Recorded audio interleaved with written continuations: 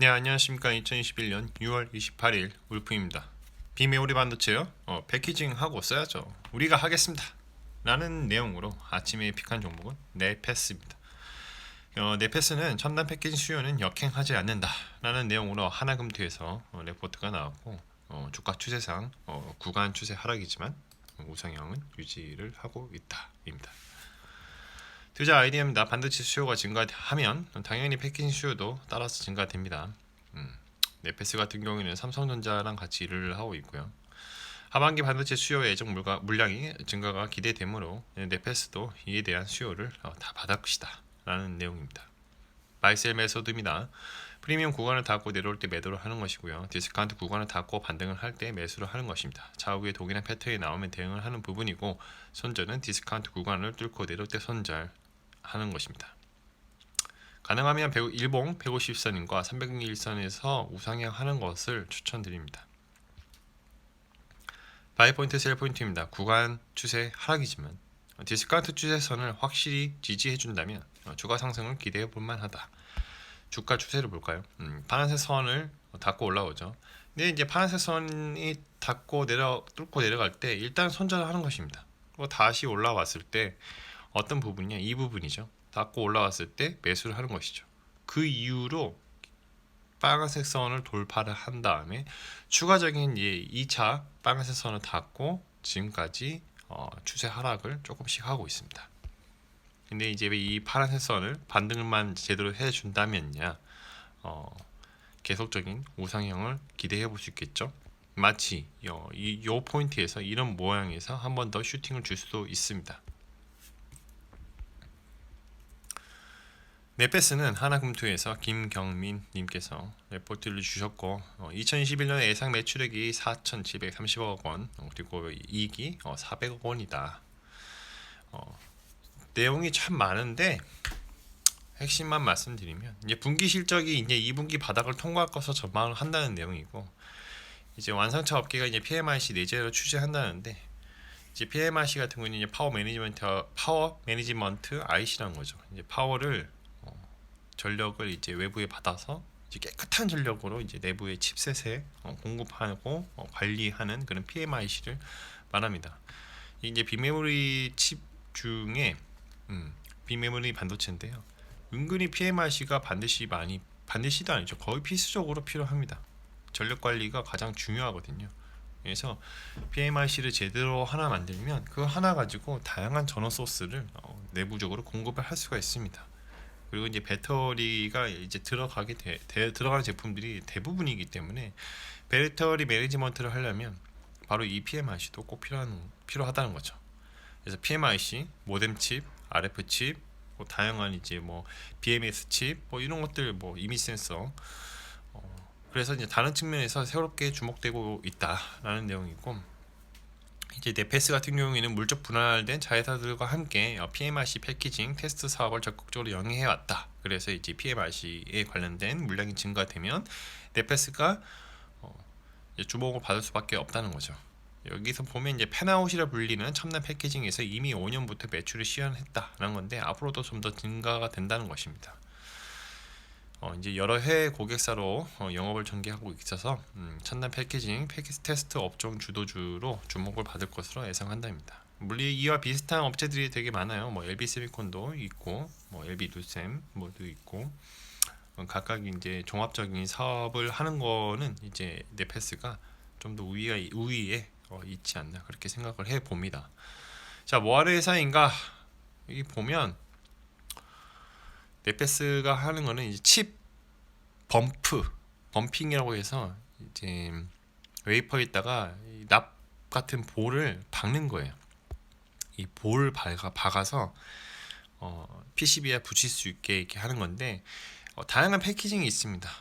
WLP라고 해서 웨이퍼 레벨 패키지라고 해서 웨이퍼 레벨에서 바로 이제 범프라는 걸 박아가지고 이 납볼 솔더볼을 붙여서 PCB에다가 이제 연결할 수 있게 하는 거고, 이 펜아웃 WLPL 같은 경우에는 이제 좀 더 이제 사이즈가 큰 칩 사이즈가 크다기보다는 칩 종류가 좀 다양한데, 다리가 많이 필요할 때가 있어요. 그럼 이제 다리가 약간 확장성도 필요하고, 이 PMRC 같은 경우에는 전력 소재이기 때문에 전력 이렇게 약간 도선 선로가 굉장히 작으면 이 전력에 대한 소모가 심합니다. 저항값이 증가하기 때문에. 그래서 이제 볼도 하나만 쓰는 게 아니고 여러 가지 볼들을 통해서 전력을 공급하는 그런 구조되어 있다 보니까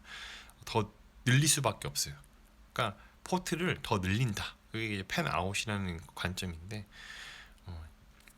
이 팬아웃 WLP 웨이퍼 레벨 패키징을 좀 잘하는 회사가 또 넷패스는 거죠. 그 외에도 당연히 이제 SIP라고 해서 실리콘 인 뭐 패키지라고 하기도 하고, 네 그렇습니다. SIP도 잘하고 있다. 그래서 중요한 기술은 이 범핑하는 기술도 되게 중요해요.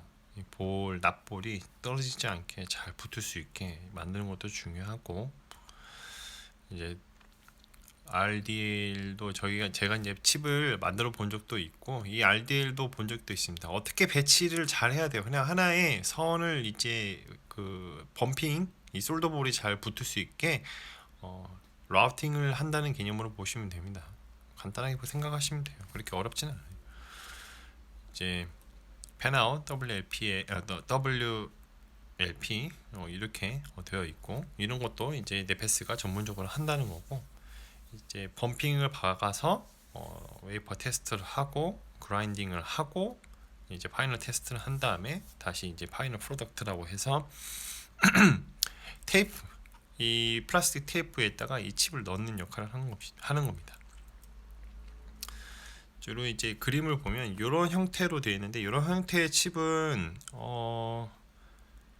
주로 RF 칩에서 좀 본 것 같고, 예전에 제가 칩을 만들었을 때도 이 카메라 모듈에 들어가는 칩셋에서도 WLP를 주로 사용했습니다. 자, 다음 SIP 솔루션 이런 것도 한다는 거죠. 테스트도 당연히 테스트 솔루션도 제공을 해주고 있고요. 웨이퍼가 들어오면 이제 넷패스에서 이제 범핑을 받고 웨이퍼 테스트를 한 다음에 어셈블리를 하고 이제 파이널 테스트를 해서 이제 패키징까지 다 합니다. 여기서 패키징은 이제 실제 제품을 출하시키는 그런 것을 말합니다. 영업 정보를 보면 이제 삼성전자 반도체 부문은 삼성전자에서 많이 주요 고객이고요. 전자 재료 부분 뭐 LG 디스플레이에서 주요 고객으로 삼고 있습니다. 2차 전지 사업 부문은 2차 리드탭이라고 해서 이제 전극 소자인데, 이런 것들을 넷패스에서 하고 있다. 매출액은 이제 단분기 전분기 이렇게 나와 있는데요. 조금씩 조금 상승하는 그런 몇 개의 흐름이 좀 보이고 있죠. 그래서 이제 전자재료 사업 부문은 이번 분기는 뭐 손실이지만 2차 전지 사업 부문이나 반도체 사업 부문은 상당한 손실이 아닌 이익으로 되고 있다. 그래서 이제 사업부를 보면 이제 반도체 사업부, 전자재료 사업부, 2차 전지 부품 사업부 이렇게 되어 있고, 생산 능력을 봤을 때는 반도체 사업부는 평균 가동률이 73%, 전자재료는 25%, 2차 전지가 90%, 거의 풀가동이나 다름없어요. 이제 품목 같은 거 보면 이제 용역을 받죠. 이제 웨이퍼를 이제 생산해서 이제 넷패스에 입고를 시키면 이제 용역을 대신 해주는 겁니다. WLP 범핑을 받고 테스트를 하고 팬아웃 웨이퍼 레벨 패키징을 하고 기타 IC 소모품도 만들고. 그래서 반도체 부문이 매출액이 참 높다. 그 외에 전자재료나 2차 전지는 조금 적어요. 아직은 미미한 수준이다. 매출액을 보면. 그래도 가능성이 충분히 있다는 겁니다. 뭐 판매 경로를 보면 뭐 소니에 직수출을 하고, 뭐 삼성전자로 또 직접 납품을 받아서 하고, 뭐 하이닉스나 LG 디스플레이, 뭐 JSR 뭐 이렇게 되어 있죠. 여러 가지 기술 개발도 하고 있고, 그리고 특허도 진행을 하고 있는 걸로 알고 있습니다. 그래서 저의 코멘트는 반도체 전자재료 2차 전지 관련 사업을 잘하는 회사다. 지금은 미미해 보일지는 모르겠지만 앞으로도 꾸준히 하다 보면 매출액의 상당 부분을 차지할 수 있지 않을까. 특히 2차 전지 사업 관련 사업은 기대해 볼 만하다라는 거죠. 마무리하겠습니다. 가격은 어떻게 결정되는가? 수요와 공급의 법칙을 따는 거고요. 니얼 옵션이 발생하면 주가는 계단식으로 상승하게 되고 가속화가 발생합니다. 니얼 옵션 가치가 최대치일 때 가격이 바뀌었으므로 사람들의 생각이 바뀌게 될 마련이고, 그러다 보면 결국 시간이 지나 주가의 흐름은 원래의 펀더멘털로 수렴하게 되는데, 이를 리얼 옵션 만기라고 합니다. 전제 조건은 모든 가격은 시간에 종속되어 있으며 이 세상에는 영원한 것은 없습니다. 역사는 반복됩니다. 그리고 절대로 시장을 이기려고 하지 말자. 미스터 마켓은 항상 효과적이고 항상 효율적이며 항상 옳다라는 생각을 가지자입니다. 자, 오늘은 네페스에 대해서 말씀을 드려봤고요. 첨단 패킹 수요 역행하지 않는다 라는 내용으로 하나금투에서 레포트가 있었고, 구간 추세 하락이지만 우상향을 아직 유지하고 있으니 좀 더 지켜보고 있다가 검은색 추세선을 돌파를 하면 그때 매수해도 괜찮을 것 같다 라는 의견을 제시해 드려봅니다. 컨텐츠가 좋았다면 구독과 좋아요, 알람 설정 부탁드립니다. 오늘도 들어주셔서 감사합니다.